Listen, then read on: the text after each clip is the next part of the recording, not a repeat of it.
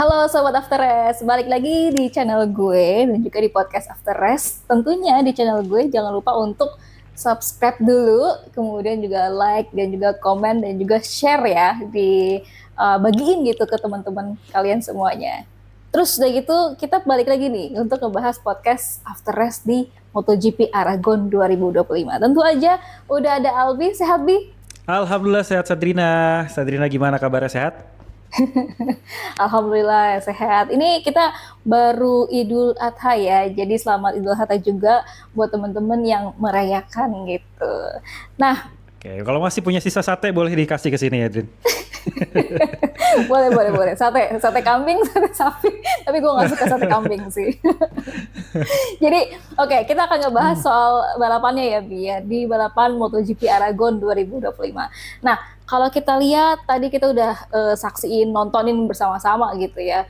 Yang pertama tentunya ada Marc Marquez di tempat pertama, kedua ada Alex Marquez, dan juga ketiga, wah, Pecco Bagnaia nih akhirnya dia ke podium lagi. Dan ini prediksi gue ya, Bi, prediksi gue di podcast minggu lalu kayak di apa podcast Silverstone gitu ya, gue memprediksi ini bakalan Pecco Bagnaia yang masuk, dan bener aja Pecco Bagnaia yang masuk gitu, meskipun dia memang harus struggling dulu ya, sulitan banget di sesi Jumat, Sabtu, dan juga nanti Minggu. Nanti kita ngebahas itu lebih jauh lagi teman-teman. Dan kalau misalkan kita lihat gitu ya, impresinya seperti apa, kalau dari gue dulu ya Bi, kalau dari gue tuh balapan hari ini agak kurang greget ya, tapi ya memang itu adalah salah satu kayak inilah kalau misalkan Marc Marquez dominan ya bakal seperti ini terus gitu. Kalau Albi gimana Bi untuk yang MotoGP Aragon ini Bi?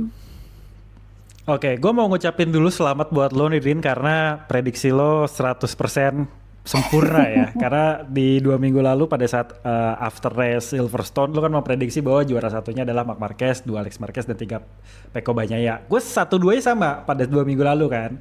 Gue hanya berbeda, gue nyebutkan Fabio Quartararo sebagai posisi ketiganya. Tapi di hari Jumat kemarin sampai dengan hari Sabtu pagi itu kan kita ngelihat ada free practice, practice 1, free practice 2. Langsung gue sedikit merevisi. Wah, kalau dari catatan progres catatan dari para pembalap di weekend ini kayaknya Pecco Bagnaia udah mulai improve nih gitu kan. Sempat di posisi keempat juga pas kualifikasi dan sedikit memberikan titik terang, dan dia juga ngasih komentar ada banyak setup yang dilakukan dan gue udah mencoba berdamai kalau kata Pecco gitu dengan motornya, sehingga pada saat itu juga gue langsung bikin postingan kayaknya Pecco gue masukin ke posisi ketiga deh gitu, karena Fabio Quartararo ternyata kewalahan nih di Aragon gitu. Dan ya walaupun gue merevisi ya bisa dibilang gue cuma 80% lah kebenarannya gitu kan kalau dibandingin sama lo yang udah memprediksi dari 2 pekan lalu posisi 1 Marquez, 2 Alex Marquez, dan 3 Pecco Bagnaia. Nah tapi kalau gue ngelihat perjalanan daripada race di Aragon khususnya di main race ini agak sedikit membosankan awalnya, justru lebih menyenangkan nonton sprint race-nya kemarin gitu.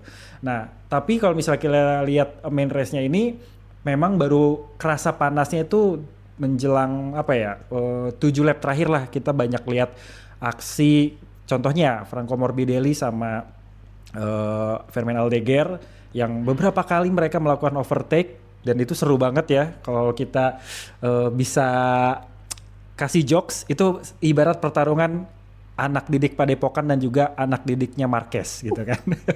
Jadi antara Fermin Aldeguer dan juga Franco Morbidelli. Dan itu gue bisa menilai itu salah satu aksi yang cukup menghibur dan juga seru ya. Mereka sempat ada kontak, tapi juga mereka tetap rapi, dan gue yakin itu mereka nggak sekedar susul-susulan aja, Drin, tapi juga ada atur strategi nih, kayak misalnya apakah gue harus late braking dari sudut pandangnya Fermin atau sudut pandangnya Franco Morbidelli gitu kan, harus late braking ataukah gue harus masuk dari tikungan dalam, harus dari tikungan luar. Dan mereka tuh seiring berjalannya waktu, putaran demi putaran, gue yakin mereka pasti berpikir gimana caranya menjalani race ini dengan persaingan yang begitu ketat gitu. Jadi itu benar-benar menyenangkan, dan gue juga di awal-awal cukup terhibur dengan permainan antara Pecco Bagnaia dan juga Pedro Acosta. Juga sama, mereka beberapa kali saling overtake dan akhirnya Peko tetap unggul di sana. Terus juga gue seakan melihat wah Peko udah mulai balik lagi nih rasa confidence-nya, tinggal dikonsistenin aja dan dia akhirnya bisa finish di P3 seperti awal-awal musim 2025 kemarin gitu, jadi cukup seru. Dan yang paling asik lagi itu ngelihat Marc Marquez menang di Aragon ya, dia kan ya kampung halaman dia, dalam arti home race-nya dia di Spanyol, terus juga penonton juga banyak banget yang bawa bendera Marc Marquez, terus juga gue ngeliat Marquez super confidence di sana, sapu bersih semuanya kan, mulai dari hari Jumat, Sabtu sampai dengan Minggu, dan dia finish secara unbeatable, nggak kesusul sama sekali. Terus juga di P2 Alex Marquez juga impresif, sama sekali nggak mengecewakan dan hampir kesusul sama Peko, tapi ternyata dia bisa menghindar dari kejarannya Peko dan ya dari awal sampai akhir dia bisa mempertahankan posisi kedua tersebut. Terus juga kita lihat ada beberapa rider yang mulai kelihatan improvement kayak Joan Mir gitu, dia akhirnya bisa finish di posisi ke-7 dan itu posisi terbaiknya dia sejak 2023 lalu. Terus juga kita ngelihat Maverick Viñales yang ternyata crash ya kalau nggak salah tadi itu ya. Brad Binder crash, Maverick Viñales crash, dan gue kira awalnya itu Pedro Acosta karena komentatornya juga sempat salah sebut Pedro Acosta bla bla bla. Pedro Acosta kok nggak turun-turun gitu kan si apa namanya name positionnya gitu kan. Oh ternyata Maverick Viñales dan itu crashnya cukup ini ya, cukup kenceng. Dia nggak ke gravel, jadi kayak ada lintasan terusan jalan apa namanya sirkuit gitu, jadi nyeret tuh jauh banget, tapi ya rider oke sih, Maverick Viñales oke nggak masalah, tapi gue ngeliat begitu kencangnya dia jatuh sampai crash pun dia udah kelempar mungkin lebih dari 100 meter 200 meter gitu, dan itu cukup jauh banget. Terus juga di akhir gue ngeliat selebrasi Marc Marquez sama Alex Marquez tuh happy banget gitu, karena dia kayak disambut sama banyak fansnya di sana, secara itu home race-nya dia, dan dia sempat jadi DJ Mark gitu ya, terus sambil bawa mikrofon nyanyi-nyanyi itu gue seneng banget, tapi ketawa-tawa nih kocak banget Marc Marquez ya. Terus penontonnya juga nyanyiin lagu yang biasa dinyanyiin sama Marc Marquez dan Alex Marquez kalau lagi menang, terutama pada saat mereka masih satu tim di Gresini itu kan. Iya, kayak dulu kan Gresini on fire terus gitu. Kalau sekarang itu asik Marquez banget. on fire gitu ya.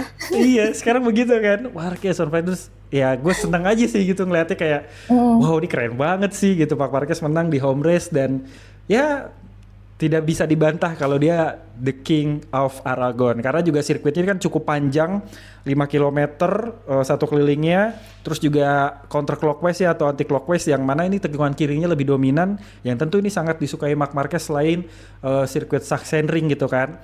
Dan ya ini bisa menimbulkan kekuatannya Marc Marquez itu lebih optimal, dan gue bisa bilang ini 100% Marc Marquez banget lah di Aragon ini. Kurang lebih impresi gue di GP Aragon begitu, Drin. Ya, nah itu meskipun ngebosenin gitu ya, memang agak ngebosenin dikit gitu, tapi ini bukan berarti nggak sama sekali ada jiwa perjuangan dari Marc Marquez gitu. Kalau gue melihat Marc Marquez di sini benar-benar nggak ada obat di MotoGP Aragon ini, memang King of Aragonnya Aragon ya Marc Marquez gitu, seperti yang udah gue bilang berkali-kali di podcast yang 2 minggu lalu gitu. Nah kalau misalkan dilihat memang sempurna banget, ini perfect banget buat Marc Marquez, mulai dari FP1 praktis, kemudian juga FP2, kemudian juga ada sesi kualifikasi, sprint race, warming up lap sampai race, itu semua Marc Marquez di tempat posisi pertama gitu ya. Dan memang kalau misalkan tadi dari hasil konferensi pers gitu habis balapan di Marc Marquez juga sempat bilang, meskipun dia udah melaju gitu ya di tempat pertama dari lap pertama sampai akhir, ini bukan berarti menang mudah gitu. Tapi kalau kata Marc Marquez di sini butuh fokus dan juga konsisten yang tinggi gitu. Apalagi dia tadi udah bilang jangan sampai nih dirinya Marc Marquez ini melakukan kesalahan yang sama kayak di Austin. Ini makanya dia hati-hati banget gitu dari yang awal di lap pertama sampai lap terakhir gitu. Dan gapnya juga lumayan jauh ya sama Alex Marquez di 2,2 Ya, detik sampai akhirnya. ya, Sempat di 2,4 2 detik, detikan. tapi kemudian memang akan ada sedikit gitu ya. Mungkin penurunan dari kecepatan Marc Marquez sampai akhirnya dia jadi 2,2 detik hasil akhirnya gitu. Nah, kalau misalkan kita lihat lagi gitu, kalau tadi Marc Marquez sebenarnya bilang hati-hatinya, kemudian juga ada apa ya, keuntungan memang yang didapetin Marc Marquez di sirkuit ini. Karena tadi Albi juga udah bilang ini sirkuitnya beda dari yang biasanya gitu ya. Kalau sirkuit-sirkuit yang lain kan searah sama jarum jam gitu. Nah, kalau Ya, ini di Aragon memang bertolak belakang, dan kalau misalnya kita lihat banyak banget tikungan ke kirinya itu ada 10, dan itu memang jadi kekuatannya dari Marc Marquez gitu ketimbang dia pakai right corner gitu, itu malah jadi ya, kelemahannya Marc Marquez gitu. Nah, nanti gue akan tanya juga sama Albi gimana soal performanya Marc Marquez ini, dan lo melihat kesempurnaannya Marc Marquez di MotoGP Aragon ini kayak gimana gitu. Tapi untuk Alex Marquez gitu, Bi, Alex Marquez memang kalau kita lihat di sprint race gitu dia oke banget ya, karena Marc Marquez pun waktu kemarin di sprint race itu nggak punya start yang bagus gitu. Waktu kemarin hmm, di sprint race Marc Marquez sempet slip gitu ya bannya, sampai akhirnya dia ya, harus clash gitu dengan Pedro Acosta gitu. Tapi juga dari mencermati Marc Marquez ini, Bi, kayaknya penggunaan dan juga pemilihan ban deh yang gua rasa udah tepat nih buat Marc Marquez hmm, gitu. Karena waktu kemarin di sprint race gitu Marc Marquez pakai ban medium ya di ban depannya, kemudian di ban belakang dia sempet medium tuh, Bi. Tapi kemudian ya, setelah mendekati mau startnya sprint race, dia ganti ban, jadi ban belakangnya soft gitu. Tapi ya, akhirnya di hari ini di race-nya gitu ya, dia ganti lagi pakai medium, dan ya tentu aja menurut gue ini pemilihan yang bagus juga gitu ya buat Marc yes, Marquez, kemudian juga pembalap-pembalap Ducati lainnya. Dan fun fact-nya nih, Bi, untuk pemilihan ban ini ada hanya satu orang yang beda sendiri untuk pemilihan bannya, yaitu Pedro Acosta gitu ya, dengan KTM, yes, dan dia pakainya itu hard ya. Jadi ban hard, depannya benar, hard, terus ban belakangnya medium. Dan ini nanti gue medium. juga tanya sih sama Albi, kenapa dia pakai ban hard gitu? Apakah memang performanya bakalan bagus gitu udah pakai hard? Kalau Albi gimana melihat performanya Marc Marquez dulu dan juga Pedro Acosta? Nanti kita akan berlanjut ke Pecco Bagnaia dan juga Alex Marquez. Yes. Ya, Marc Marquez sejatinya seorang Marc Marquez ya kan, dia pengen selalu tampil sempurna, apalagi di Aragon ini. Pertama, ini adalah home race-nya dia. Semua fansnya Marc Marquez ada di sana. Semua orang-orang Spanyol yang mungkin have no idea tentang MotoGP pasti tahu Marc Marquez, dan yang iseng-iseng nonton pun ada, cuma buat lihat Marc Marquez itu pasti ada yang kayak gitu. Jadi dia harus mempersiapkan maksimal mungkin seperti apa. Dan kedua, ini adalah salah satu sirkuit yang diandalkan sama Marc Marquez sendiri, karena ini tempat dia biasa latihan, tempat dari dia kecil udah menjajal sirkuit, dan juga ini tempat di mana sirkuit yang punya karakter seperti Marc Marquez gitu. Sampai ada tikungan Marquez Corner gitu kan. Terus juga Ya, bentuknya atau alurnya nih counter clockwise atau anti clockwise melawan arah jarum jam, yang mana ini dominan tikungan kiri, dan tentu ini semuanya sangat-sangat mendukung performa Marc Marquez. Selain itu juga Marc Marquez punya skill dan juga talenta yang ya bisa dibilang luar biasa ya, dan dia sensitif banget sama yang namanya motor, terus juga dia jago dalam pemilihan ban, setup dan segala macam. Dan sampai akhirnya kemarin kan bener tadi udah disampaikan sama Sadrina sebenarnya, bahwa kemarin itu Marc Marquez sempat untuk melakukan sprint race itu pakai komposisi ban medium gitu. Tapi setelah ngobrol dengan tim, terutama juga dengan Daliknya, dia sempat ngobrol, akhirnya dia mengganti ban belakangnya menjadi soft gitu, karena menyesuaikan dengan jumlah lap yang cenderung pendek, dan akan bisa mendapatkan suhu optimal bannya tuh lebih baik, terus juga gripnya yang dipengenin juga lebih banyak didapetin di setiap lap gitu. Beda memang kenapa hari ini dia menggunakan ban medium ya, karena ini total panjang sirkuitnya tuh sekitar 5 kilo lebih, dan juga tikungannya bisa dilihat kan Drin, kanan kiri total ada 16 tikungan memang, tapi bener-bener bikin ban itu pastinya cepet aus, apalagi trek lurusnya juga panjang, sehingga ketika dia exit the corner dia pasti bakalan nge-push semaksimal mungkin gasnya dengan begitu baik. Fast corner juga banyak, sehingga ban itu akan cepet aus, sehingga ketika dia menggunakan ban medium itu adalah suatu pemilihan yang menurut gue sangat-sangat tepat gitu. Jadi dia di awal bisa dapet traksi yang masih oke. Nah, tapi mulai di tengah dia bisa mendapatkan suhu ban yang bagus, terus juga bisa mendapatkan grip yang sempurna, nggak cepet habis di akhir. Makanya dia bisa menjaga gap dengan Alex Marquez pun sekitar 2 detikan, dan itu konsisten gitu kan, karena Marc Marquez sudah mengkalkulasi itu semua dengan begitu cermat kalau menurut gue. Nah, sehingga apa yang menjadi kemenangan Marc Marquez pada hari ini di Aragon itu selain karena didukung oleh faktor-faktor pendukung tadi yang gue sebut, ada fansnya, home race-nya, pengalaman dia dan segala macam, juga karena ada strategi yang udah dilakukan sama Marc Marquez secara sempurna. Jadi ya udah unbeatable. Udah gitu Marc Marquez juga sama sekali kalau gue lihat ya tidak melakukan kesalahan apapun. Bahkan sepanjang weekend kemarin, mulai dari practice 1, free practice, terus juga free practice 2, kualifikasi, sprint race, warm up di hari Minggu pagi, race utama di hari Minggu sore, semuanya dibabat posisi 1 semua sama Marc Marquez. Jadi superior banget gitu kan. Orang yang ngelihat datanya pasti kayak wah anjir nih, gue harus dengan cara apa bisa mengalahkan Marc Marquez. Kalau misalnya Marc Marquez nggak jatuh, gue bisa berbuat apa gitu kan. Nah, ini juga lah yang mungkin dijadikan sebagai strategi oleh Pedro Acosta gitu. Pedro Acosta mungkin sudah menemukan setup motornya yang juga lumayan oke di Aragon ini. Seperti yang tadi gue udah bilang, Aragon sirkuitnya panjang, tikungannya juga cukup brutal, fast cornernya banyak, chicane-nya banyak, lurusannya juga, straightnya juga bisa memacu motor dengan kencang. Nah, targetnya Pedro Acosta tentu itu bisa merangsek di posisi top 5. Nah, dengan dia menggunakan ban hard, dia bisa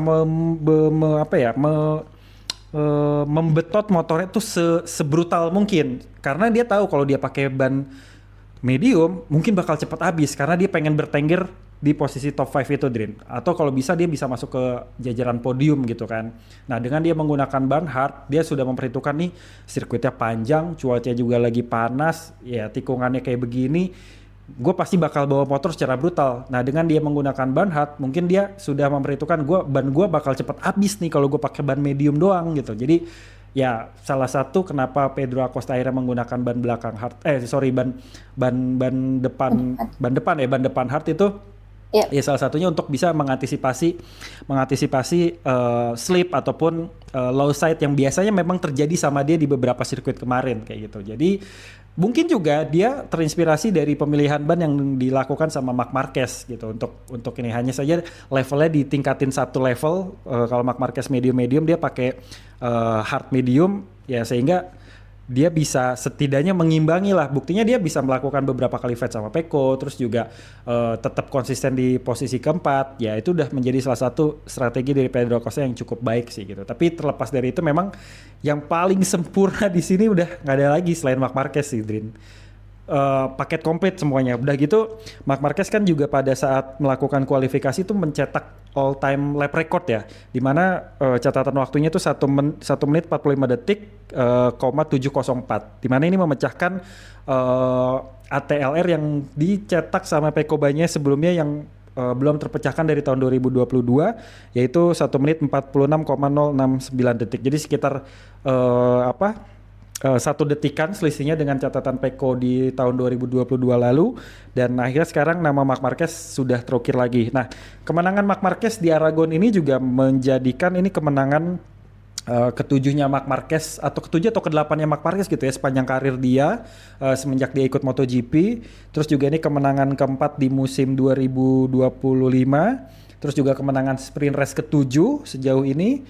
Dan ini menurut gue kalau misalnya siswa di suatu sekolah, dia udah paling the bestnya lah, udah ranking 1 di kelas, dia ranking 1 di seluruh kelas yang ada gitu. Jadi ya ini emang momennya buat King of Aragon Marc Marquez ya, Drin. Dan gue agak mau pamer juga nih, gue cukup bangga nih, gue punya helmnya helm Iannone sebenarnya, Oke. tapi ditandatanganin sama Marc Marquez loh, ini tahun 2018 apa 2017 pas dia datang ke sini tuh. Pada iri nggak nih Hmm. teman-teman nih? Kira-kira gitu Helmnya sih Vin. helm Iannone, Iya. helmnya Iannone tapi tanda Karena tangannya Marc Marquez.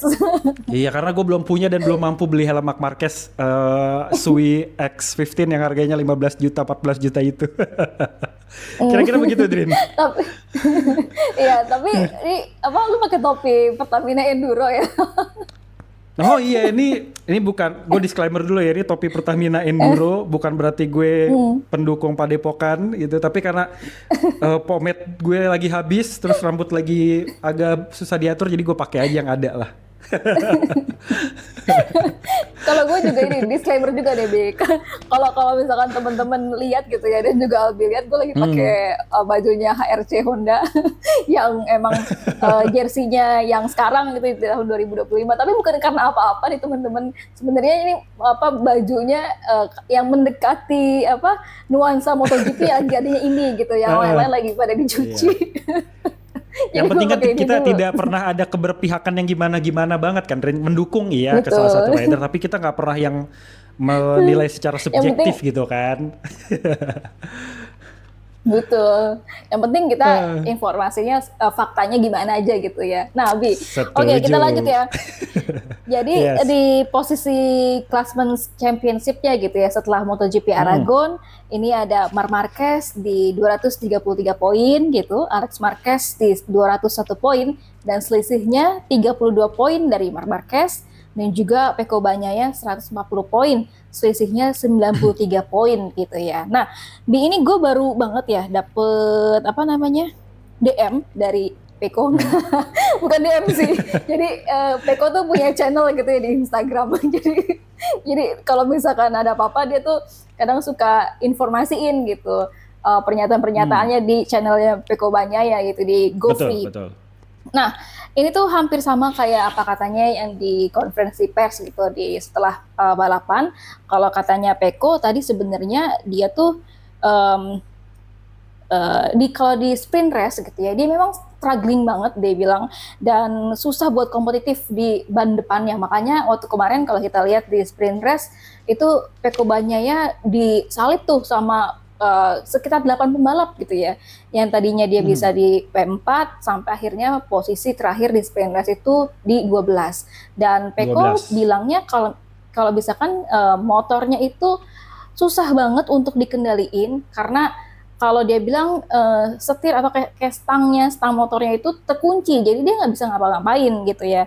Dan Hmm. apa di warming up lap gitu, kemudian akhirnya Pecco Bagnaia bilang ada small apa ya changing small gitu, jadi ada part yang memang cuma sedikit gitu yang diubah sama timnya dan juga Pecco Bagnaia, tapi itu berdampak besar. Nih ini uh, part kecilnya ini yang diubah nggak dikasih tahu ya Bi apa gitu tapi ini mengubah gaya balapnya bukan gaya balapnya jadi kestabilan gitu ya balancing dari motornya Ya. itu yang ngebuat Pecco Bagnaia bisa mengontrol nih motornya gitu. Kalau tadi kita lihat di apa race-nya itu Pecco Bagnaia balik lagi sih. Kalau gue lihat kayak di awal-awal Yes. MotoGP 2025 gitu, yang sebelumnya dia bilang uh, kehilangan apa namanya front end gitu, feeling front end dan lain-lainnya gitu. Nah, dan di channelnya Pecco Bagnaia ini dia juga bilang kalau podium di ketiga ini sangat-sangat penting untuk moral, jadi kayak misalnya mentalnya dia gitu ya, dan juga untuk Hmm. seluruh seluruh tim dan udah apa ya selama 3 weekend gitu atau 3 minggu ini timnya dan juga Pecco Bagnaia selalu berusaha untuk keras gitu ya untuk mencari settingan-settingan dan juga mencoba ini itu yang mana nih yang bisa menyelesaikan masalah tapi memang sepanjang di 3 minggu itu nggak ketemu solusinya gitu sampai Hmm. akhirnya Pecco Bagnaia juga bilangnya ini belum terlalu banyak untuk bisa mendapatkan manage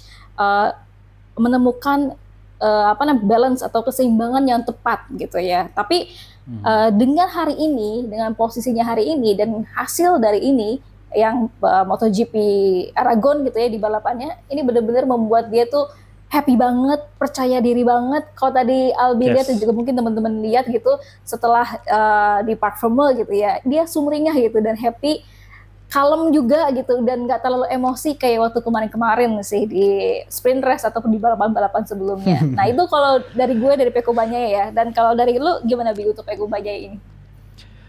Oke, soal Peko Bagnaia ini di sepanjang weekend ini sebenarnya dia siklusnya memang secara kurva dia agak naik terus turun di sprint sekarang naik lagi di main race gitu. Tapi ini berarti dengan kurva yang ada dia kelihatan tuh dua kali mengalami kenaikan dan ini artinya bagus ya Drin.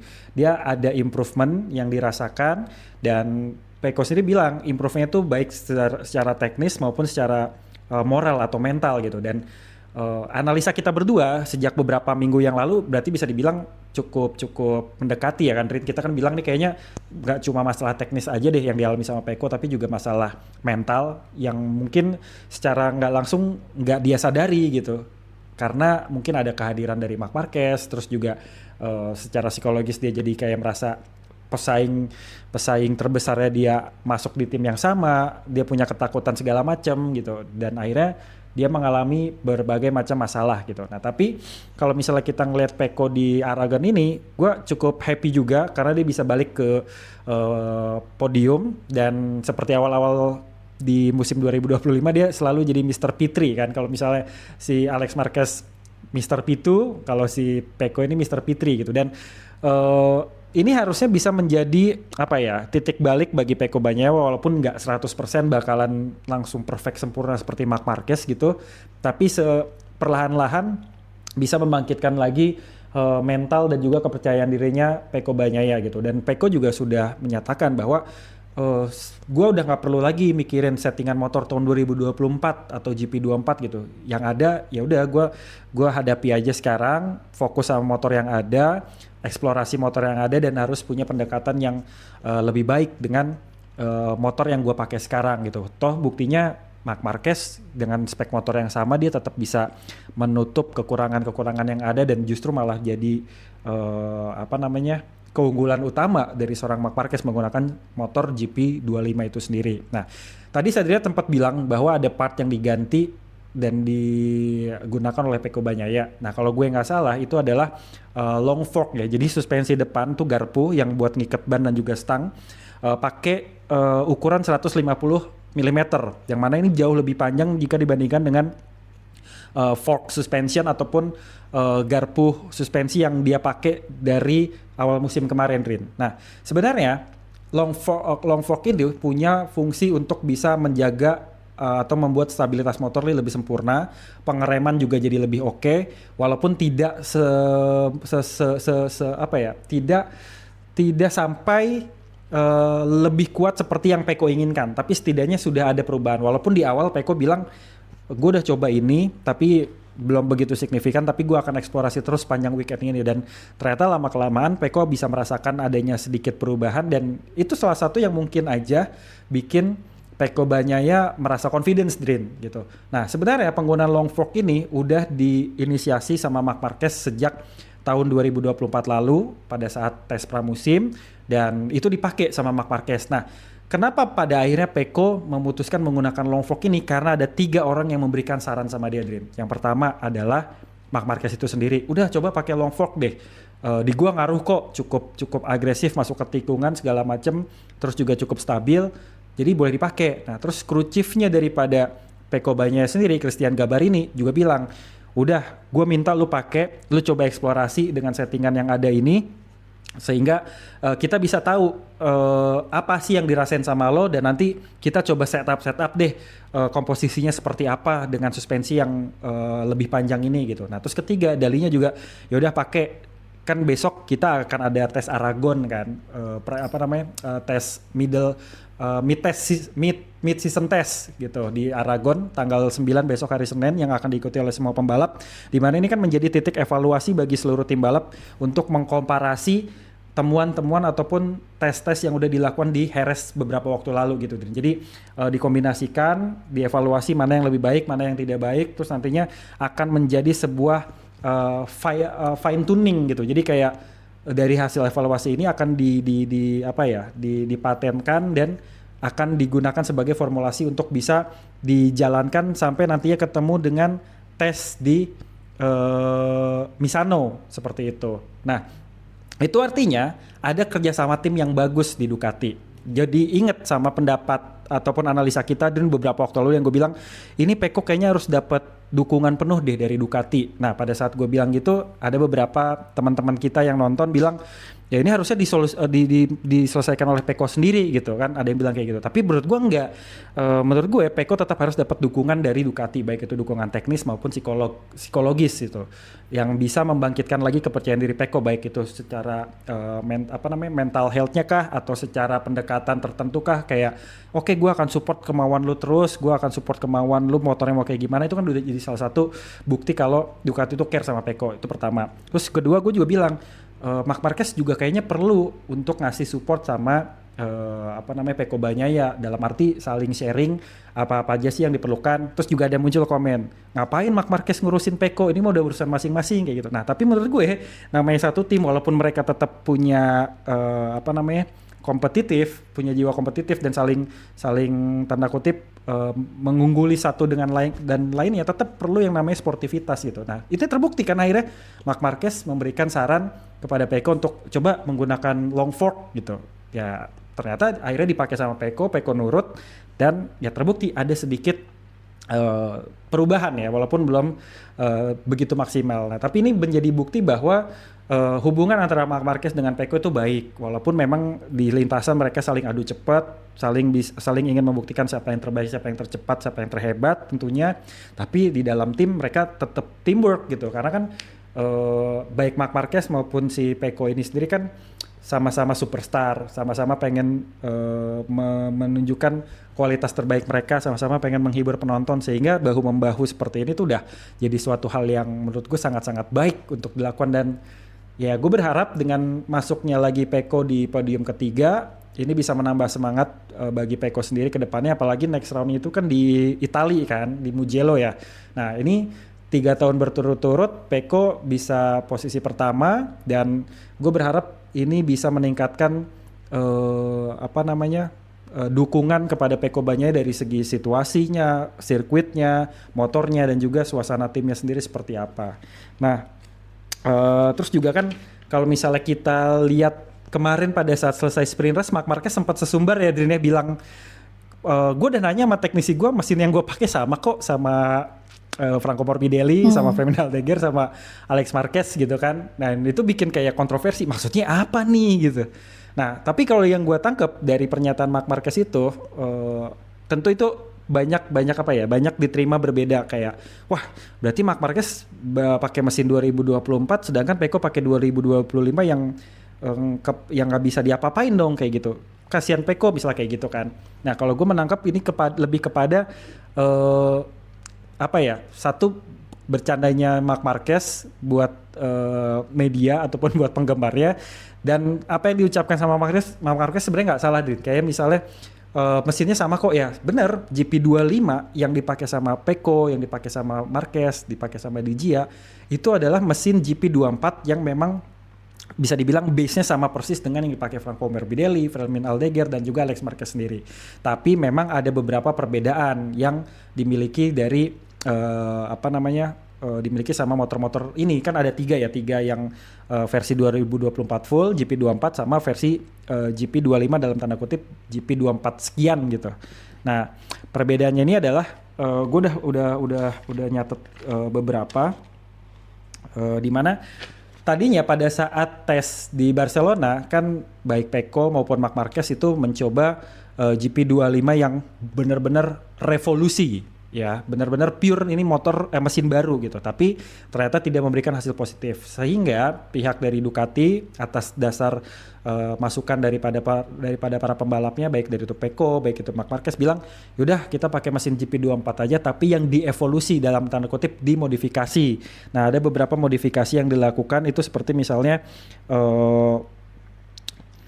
penyempurnaan pada sektor inersia engine-nya. Nah, kalau mesin GP24 yang dipakai Pecco tahun lalu atau yang dipakai sama Morbidelli dan Alex Marquez tahun ini, itu punya kemampuan entry corner yang lebih baik ataupun lebih sempurna. Sehingga itu kan jadi keunggulannya Pecco Bagnaia dan selalu diungkit sama Pecco Bagnaia. Dulu gue suka late braking dan enak nih masuk ke tikungan, dan itu menjadi kekuatan gue buat nyusul ataupun buat melakukan overtake sama musuh-musuh gue yang ada di depan sana gitu. Nah, tapi dengan adanya modifikasi di GP24 untuk motor-motor GP25, inersianya berubah menjadi exit corner. Jadi ketika dia masuk entry itu agak lemah, tapi begitu dia keluar dari tikungan, dia bisa nge-push motornya dengan stabil, dengan seimbang, dengan cepat, dan juga tanpa adanya gejala chatter ataupun kayak sliding ataupun kayak kehilangan daya tekan ke bawah segala macam gitu. Nah, inilah yang menjadi kekuatan daripada GP25 yang sudah bisa dikuasai oleh Marc Marquez tapi belum bisa dikuasai sama Pecco Bagnaia gitu. Nah, ditambah juga ada perubahan pada sasis, swing arm dan segala macam. Jadi pernyataannya Marc Marquez soal mesinnya sama kok segala macam, ya nggak salah gitu. Walaupun memang ada sedikit perubahan gitu. Yang tadinya harusnya pakai mesin revolusi GP25 pure, ini hanya menggunakan mesin evolusi daripada GP24 yang sedikit dimodifikasi. Jadi kalau mungkin ada yang bilang ini cywarnya dari seorang Marc Marquez, ya bisa jadi juga.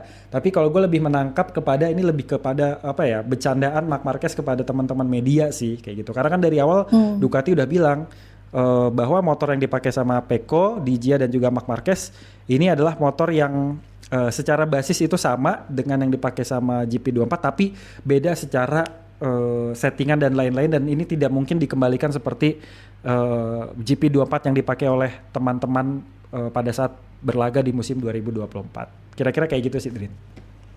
Iya, karena kan setelah munculnya pernyataan Marc Marquez ini emang abis sprint race kemarin ya, Bi, ketika si Marc Marquez ini ditanya sama media gitu ya, di media Scrum. Ini gimana pendapat lo gitu? Lo menjadi satu-satunya nih pembalap Ducati yang pakai GP25, apalagi berada di teratas gitu. Semuanya kan kemarin di posisi 2, 3, dan 4 itu kan ada Alex Marquez, kemudian Fermin Aldeguer, dan juga Franco Morbidelli yang pakai GP24 gitu. Dan kemudian Marc Marquez akhirnya ngejawab pertanyaan ini, gue udah berkali-kali kok tanya sama engineering gitu ya. Engineer gue kalau misalkan ya dijawab juga sama. Ternyata ya motor yang gue pakai itu yang sama kayak Alex Marquez, Fermin Aldeguer, dan juga Franco Morbidelli gitu. Nah, ini sebenarnya juga jadi perdebatan lagi gitu, memunculkan perdebatan lagi maksudnya. Tapi kalau misalkan kita berpikirnya analisis, kemudian juga berpikirnya kritis gitu ya, nggak mungkin secara plek-plekan lah gitu Marc Marquez ini pakai GP24, karena ya sesuai dengan kata Albi tadi, memang basicnya atau dasarnya dari GP25 ini ya GP24 gitu, tapi mungkin dengan adanya penambahan terbaru gitu ya, apalagi kan ini motornya ya berbeda gitu, motor pabrikan dan juga motor tim satelit gitu, yang memang ada di mana update gitu ya, Bi, kayak misalkan swing armnya dan juga rate height device-nya gitu, itu yang juga berbeda gitu. Nah, kalau misalkan tadi kita ngebahas ini ya GP24 dan juga GP25, gue agak balik dulu ke Pecco Bagnaia, Bi, gitu ya, karena setelah tadi kalau misalkan Albi bilang small detailnya itu adalah long fork gitu ya, berarti itu adalah yang diganti atau diubah sedikit lah di warming up lap gitu, di pagi hari di minggu berarti. Dan itu kalau katanya Pecco itu ngebuat dia pede, dan di pengeremannya gitu ya, pengereman ban depannya itu lebih oke. Dan ini juga ternyata berhubungan gitu sama apa yang diomongin atau dibilang sama Franco Morbidelli gitu. Franco Morbidelli waktu kemarin dia sempat mendeskripsikan perbedaan ada GP24 dan juga GP25. Apalagi Franco Morbidelli kan waktu kemarin sempat duel ya, sempat battle gitu sama Marc Marquez yang pakai GP25 di Silverstone gitu. Makanya akhirnya Morbidelli ini bisa menjelaskan gitu, gimana sih bedanya antara GP24 dan juga GP25. Tadi Albi juga udah ngejelasin sedikit gitu ya, perbedaan dari GP24 dan GP25 ini versinya Franco Morbidelli. Kalau GP24 itu dia lebih balancingnya gitu ya, lebih keseimbangannya lebih bagus. Kemudian juga pengereman ban depannya itu dan juga corner entry-nya itu bagus. Makanya Pecco Bagnaia yang punya senjatanya gitu ya, atau gaya balapnya dia yang memang mengandalkan late braking gitu, dan juga corner entry speed itu benar-benar membutuhkan GP24 ini gitu. Nah, sementara kalau katanya Franco Morbidelli, GP25 ini akselerasinya gitu yang sangat bagus. Itu tadi juga bener banget Albi ngejelasinnya, kalau misalkan GP25 itu akselerasinya lebih bagus ketika di exit cornernya, akselerasinya gitu ya. Exit cornernya dan juga akselerasinya itu dapet banget gitu. Dan gue juga sempet tadi bertanya gitu sama Gemini gitu ya, AI, kenapa kok Marc Marquez gitu bisa mengendalikan GP25 di Aragon gitu, kenapa Pecco Bagnaia nggak bisa gitu, dan kenapa GP24 ini lebih bagus di Aragon gitu. Dan ini AI ini memang agak-agak membantu juga sih gitu dalam kita menganalisis gitu. Kalau katanya Gemini gitu ya, atau Gemini, dia bilangnya di GP24 memang tadi bener, ketika memang keseimbangannya dan juga late braking-nya itu benar-benar dibutuhkan di sirkuit Aragon yang emang berkelok-kelok dan juga butuh corner entry yang bagus gitu ya. Jadi emang itulah yang dibutuhkan GP24, dan terbukti memang kalau kita lihat di sprint race aja itu kebanyakan GP24 tuh yang berada di atas kan, atau di posisi 2, 3 dan juga 4, alias Alex Marquez, Fermin Aldeguer dan juga Franco Morbidelli gitu. Nah, kemudian kenapa Marc Marquez bisa GP25 gitu ya, yang bisa berada di posisi teratas dan juga bisa menaklukkan gitu ya sirkuit Aragon. Dan ya balik lagi, sebenarnya kalau Marc Marquez ini memang udah alien gitu ya. Jadi skillnya dan juga kemampuannya ini benar-benar dia bisa menaklukkan GP25, dan hal inilah yang mungkin belum bisa diadaptasiin sama Pecco Bagnaia. Tadi juga Albi udah bilang itu.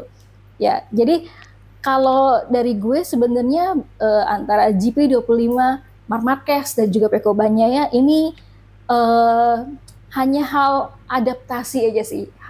Adaptasi terhadap motor.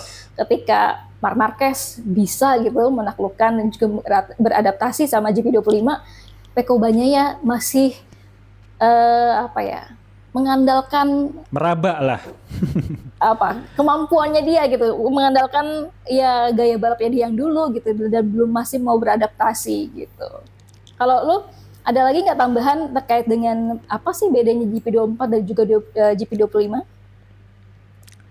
Oh ya, selain yang tadi udah kita bahas bareng, paling perbedaannya tuh minor di aerodinamik ya. Walaupun aerodinamik bagian bagian winglet depannya itu seragam, tapi untuk kayak side pod dan rose duct itu ternyata ada perbedaan, dan ini mempengaruhi stabilitas GP25 yang tadi disebut sama Franco Morbidelli itu lebih baik ya, karena ada evolusi daripada aerodinamika. Terus juga kenapa pada saat exit corner akselerasinya juga lebih bagus tuh, selain karena emang adanya modifikasi pada inersia mesin GP25, juga karena dibantu adanya aerodinamika yang udah didesain sama Ducati di motor-motornya tanda kutip spek pabrikan ini.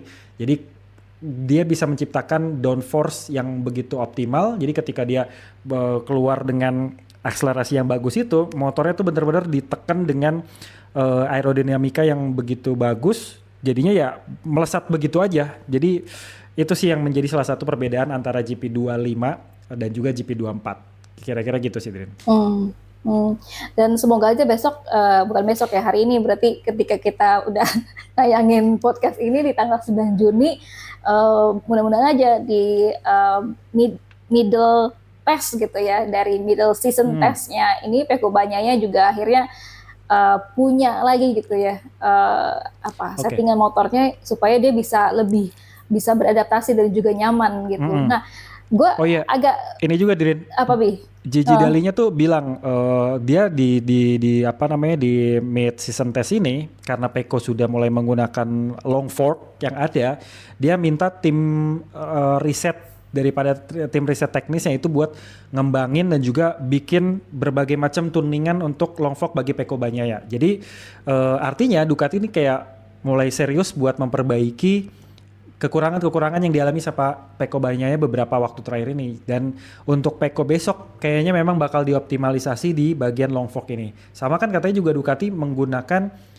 perangkat rear red head device yang baru di bagian belakang, lebih kecil, lebih agile, dan harusnya bisa mengurangi gejala spinning lebih optimal gitu. Karena kan spinning masih dialami sama Marc Marquez pada saat melakukan start gitu kan.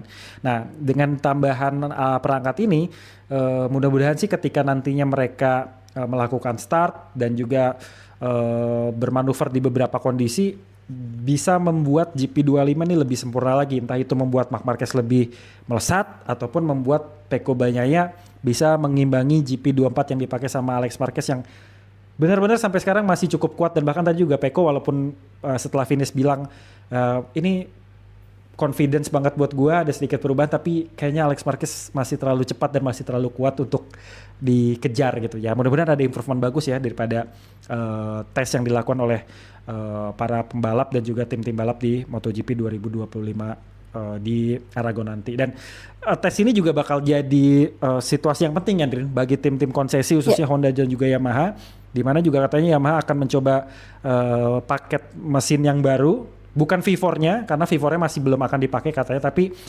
mesin baru ini penyempurnaan daripada mesin baru yang dipakai sama Fabio Quartararo di GP Prancis setelah dilakukan settingan dan lain-lain di tes Jerez sebelumnya. Jadi gue berharap selain Pecco juga Fabio Quartararo bisa memberikan improvement yang begitu bagus. Honda juga bisa semakin bagus. Tadi juga gue lihat Joan Mir mulai masuk ke top 10 dengan cara yang konsisten. Dia bisa ngejar dan nyusul Jack Miller ya kan.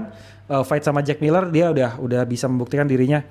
Gue masih punya ambisi dan juga masih punya kans buat dipertahankan nih di HRC Honda dan gak terancam didepak karena kehadiran gosipnya Jorge Martin. Oke, dan kalau misalkan tadi Marc Marquez juga bilang di tes Aragon gitu ya, dia juga akan mencoba beberapa parts lagi gitu untuk pengembangan yang terbarunya lagi gitu. Tapi nanti kita bakalan lihat dulu ya apa aja part-part yang memang dipakai atau dicoba gitu sama Marc Marquez dan juga Pecco Bagnaia.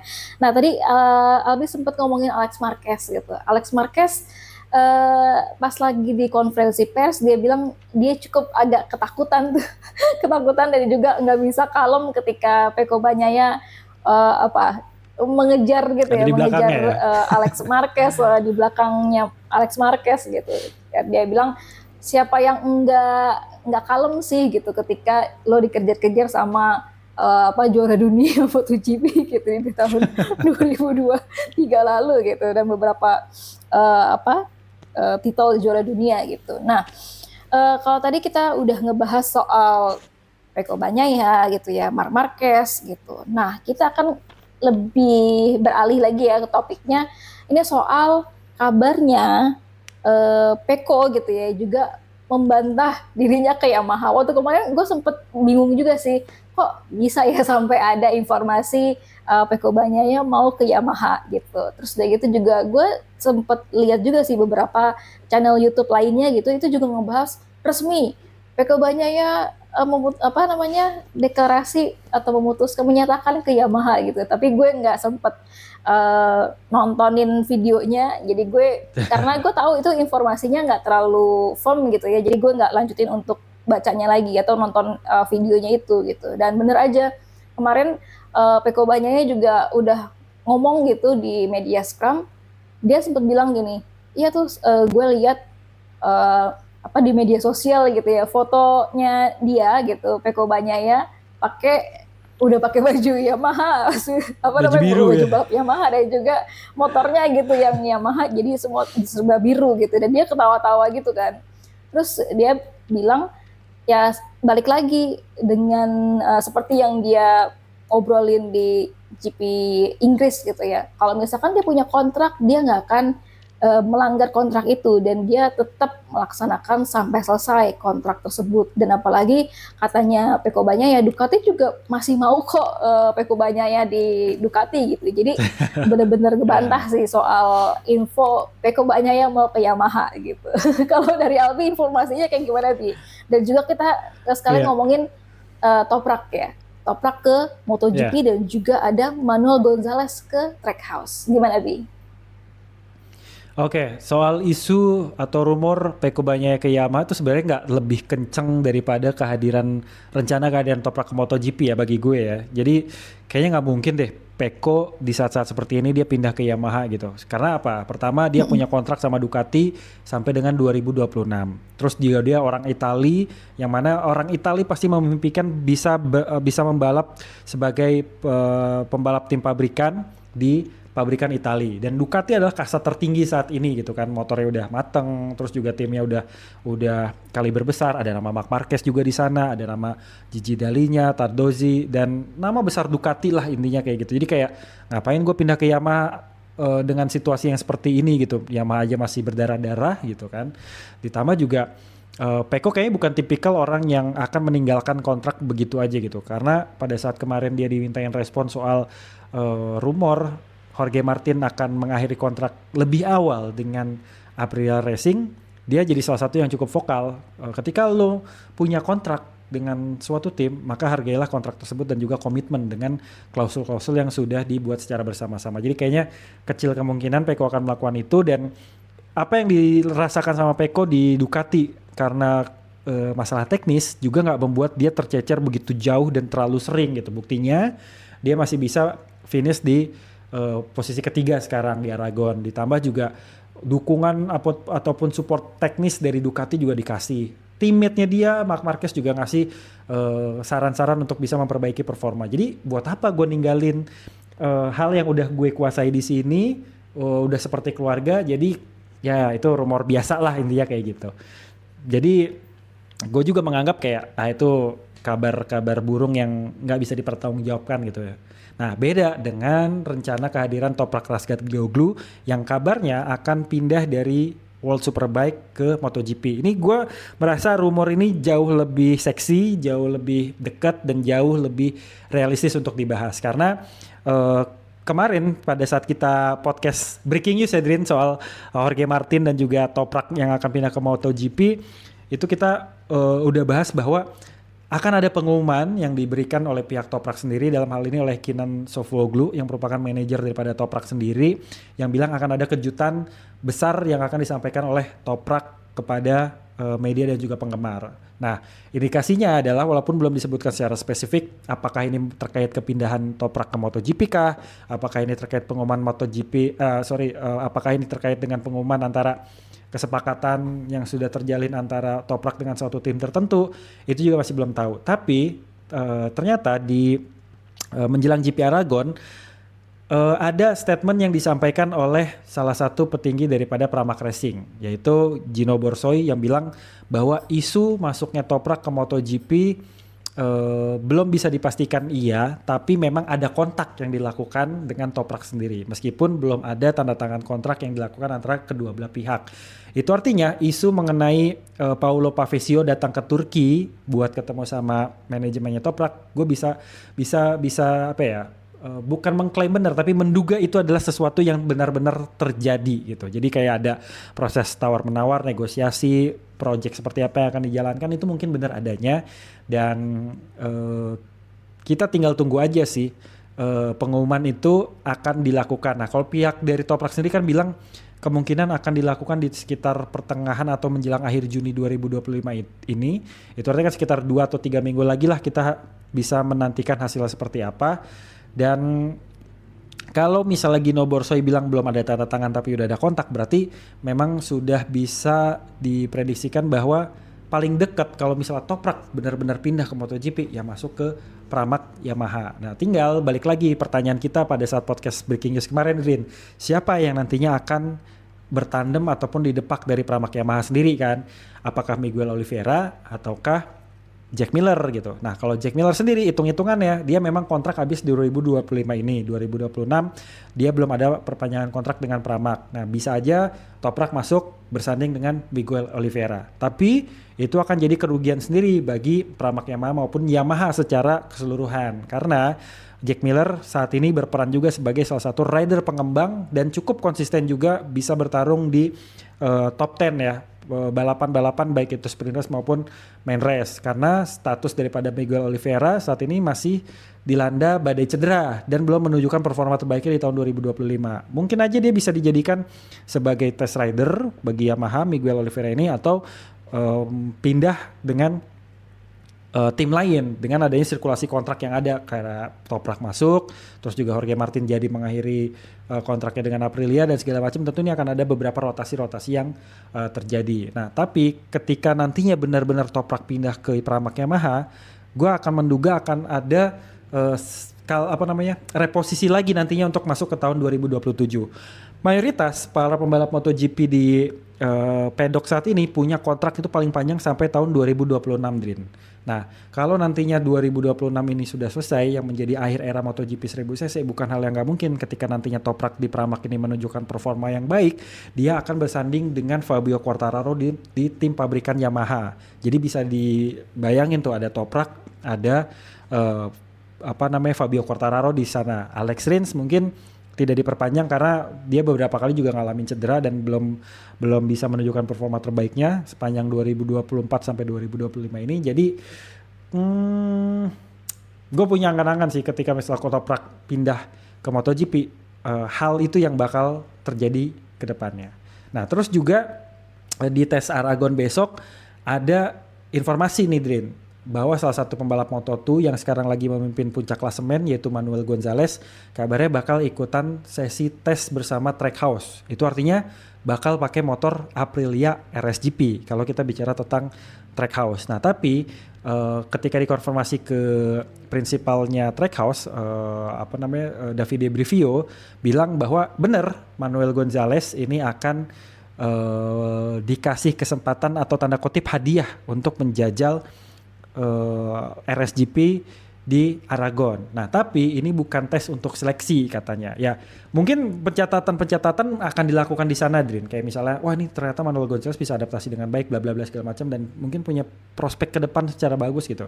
Mungkin akan tetap ada seperti itu. Tapi Davide Brivio bilang ini hanya sekedar tes aja kok untuk bisa memberikan kesempatan bagi rider-rider muda khususnya yang punya potensi baik dan kebetulan mungkin juga ada sponsorship yang sama antara timnya Manuel Gonzalez saat ini, Liqui Moly Daniel Volt Moto2 dengan sponsor daripada Trackhouse sendiri gitu sehingga nama Manuel Gonzalez lah yang dimajukan untuk bisa mengikuti tes ini.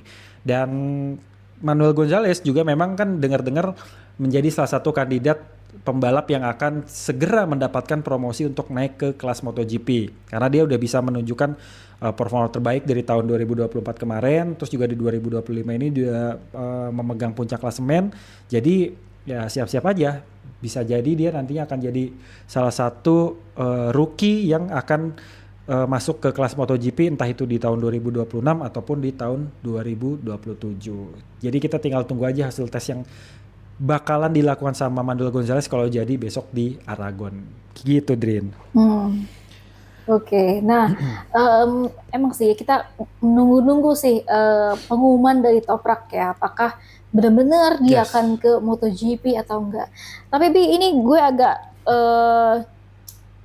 agak kurang ya, maksudnya ada informasi yang belum kita bagiin gitu atau gue bagiin yang tadi soal pernyataannya Marc Marquez gitu. Kalau tadi kan pernyataan Marc Marquez ke media, dia tuh bilang tim engineer-nya ya bilang kalau misalkan Marc Marquez itu ya pakai motor yang sama kayak Alex Marquez, Fermin Aldeguer dan juga Franco Morbidelli gitu. Nah, dan itu juga diakuin sama Marc Marquez kan. Nah, Marc Marquez bilang dia memang pakai GP24, maksudnya yang sama dengan Alex Marquez, Fermin dan juga Morbidelli. Nah, tapi dia bilang juga di Lemang dan juga Silverstone itu dia punya spesifikasi yang berbeda gitu. Dan baru di Aragon ini dia step back lagi atau balik ke basis GP24 atau GP25 kita bilangnya GP25, tapi basicnya itu uh, berbeda gitu daripada yang Lemang dan juga Silverstone. Nah, kalau dari pernyataan Marc Marquez sendiri ya memang nggak bisa dipungkiri gitu kalau misalkan kita akhirnya berpikir oh ini Marc Marquez pakai GP24, tapi sebenarnya balik lagi kayak tadi yang kita udah bahas ya Bi, kalau misalkan basicnya itu basicnya memang GP24 tapi tetap aja Marc Marquez dengan menggunakan part-part yang lebih update lagi, berarti kita bilangnya GP25 gitu. Itu aja sih yang pengen gue tambahin. Kalau misalkan di Lemang dan juga Silverstone itu Marc Marquez pakainya spek yang beda gitu daripada yang di Aragon ini gitu. Nah, kita lanjut ya Bi ke yang sesi terakhir, yaitu di next round-nya ya di GP Italia di Mugello kalau nggak salah ya. Ini 20 sampai dengan 22 Juni 2025 gitu. Nah, Mugello. untuk kemenangan terbanyaknya tentu aja jeng Valentino Rossi, Peko gitu ya. Valentino Rossi, di generasi total berarti ya. Ini yang kemenangan terbanyak dulu Bi gitu ya. Kemenangan terbanyak dulu ada Valentino Rossi gitu sebanyak 7 kali. Kemudian ada Mick Doohan 6 kali dan juga Jorge Lorenzo 6 kali. Tapi kemudian kalau kita lihat pencapaian atau hasilnya gitu dari 3 tahun terakhir, tentu aja ada Pecco Bagnaia gitu ya di tahun 2024, Bagnaia, Bastianini dan juga Jorge Martin. Kemudian di 2023 ada Pecco Bagnaia lagi, ada Jorge Martin dan juga Johann Zarco. Kemudian di 2022 ada Pecco Bagnaia lagi, ada Quartararo dan juga Espargaro. Jadi kalau dilihat dari 3 tahun terakhir memang ini kayak sirkuitnya Pecco Bagnaia. Kalau misalkan di Aragon sirkuitnya Marc Marquez, di Italia ini atau di Mugello gitu ya, ini adalah sirkuitnya Pecco Bagnaia. Nah, dari tadi ya catatan-catatan kayak gitu, prediksi Albi soal MotoGP Italia atau MotoGP Mugello ini bakal kayak gimana, Bi? Oke, prediksi untuk GP Mugello ini gue ngerasa agak sedikit harus berpikir karena Marc Marquez di 3 tahun terakhir ini kan juga belum menunjukkan performa dia bisa unggul di Mugello ya, dan terbukti kan di tahun kemarin aja ketika dia mulai memakai motor Ducati, dia udah beberapa kali juara, dia 2 atau 3 kali juara pertama, tapi di Mugello dia nggak masuk podium sama sekali gitu kan. Jadi kayak gue membandingin tahun lalu sama tahun ini, performa Marc Marquez juga lagi oke-okenya banget.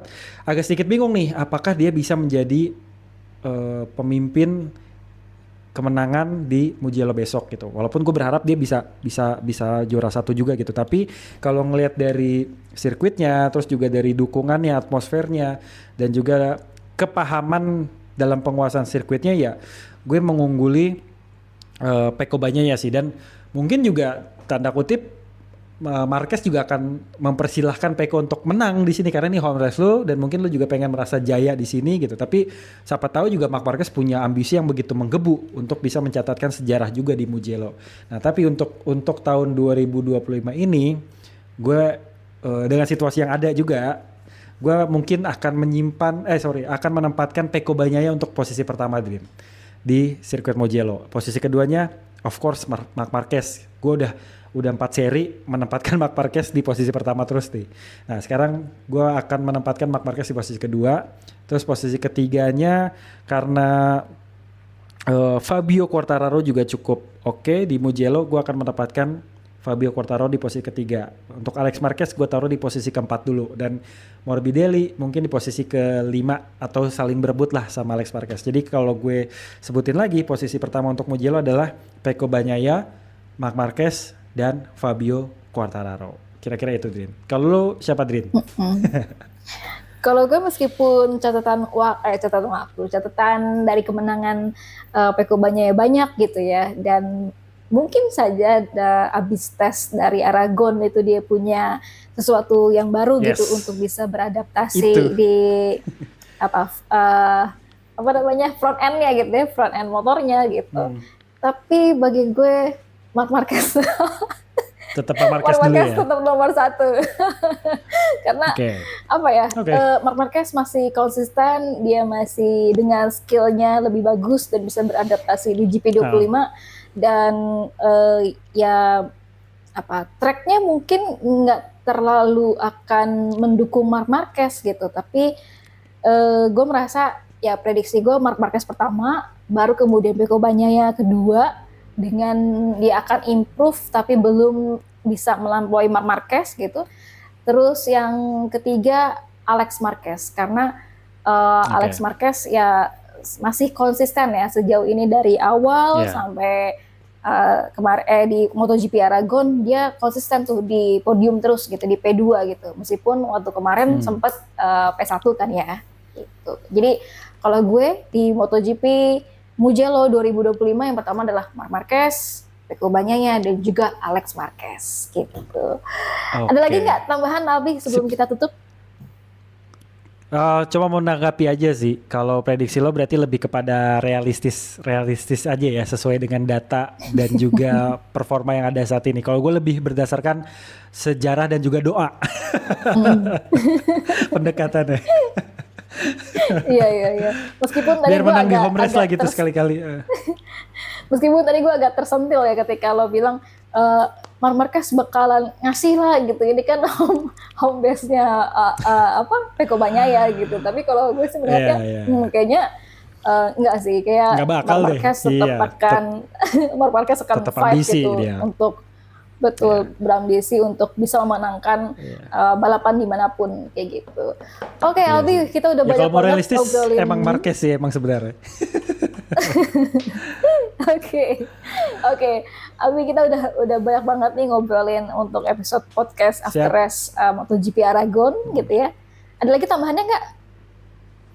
Sudah cukup, tinggal kita menantikan MotoGP hasil-hasil tes Aragon, menantikan balapan Mugello, dan apakah di Mugello ini menjadi tempat pengumuman dari Toprak Razgatlioglu atau seperti apa. Ada 3 hal itu yang kita tunggu. Oke. Jadi berapa? Udah cukup. Sorry, tadi ke distract. Jadi teman-teman dan juga Albigo mau mengakui. Jadi kalau misalkan di TikTok gitu ya, gue kan punya TikTok. Nah waktu kemarin tuh TikTok gue kena ban. Jadi TikToknya hilang. Akun TikTok gue hilang. Itu kena strike dari Dorna gitu. Jadi emang ada beberapa di video-video sebelumnya itu gue sempet pakai videonya Dorna, meskipun itu tidak full ya, nggak semuanya pakai punya Dorna, tapi memang ada beberapa part kayak hanya beberapa detik gitu ya pakai punya Dorna, terutama untuk kayak hasil sesi konferensi pers gitu sebelum balapan itu gue sempet tayangin gitu di TikTok, tapi ternyata itu sangat-sangat berbahaya. Jadi ini juga pelajaran buat Albi dan juga buat temen-temen gitu ya, kalau misalkan mau upload TikTok gitu, ya akhirnya kena strike 3 kali dan itu benar-benar TikToknya di-ban, akunnya hilang gitu. Jadi teman-teman yang mau follow lagi di TikTok, ada lagi di Sadrina Evanalia, digabung Sadrina Evanalia semuanya, dan benar-benar di posisi saat ini itu baru berapa followers ya? Baru 3 followers. Jadi mulai dari awal lagi. Oke, itu teman-teman jangan lupa ya, itu. follow TikToknya Sadrina Evanalia. jadi promosi di sini nih, nggak apa-apa. Ya udah, itu aja Bi dari gue dan juga dari Albi, teman-teman semuanya. Terima kasih banyak untuk waktunya. Mudah-mudahan informasi yang kita sampaikan ini bermanfaat ya, dan juga menambah ilmu soal per-MotoGP-an buat teman-teman. Oke, nanti kita balik lagi di MotoGP Italia atau MotoGP Mugello 2025. Bye-bye semuanya. See you. Terima kasih teman-teman. Sobat After Race. Thank you Sadrina.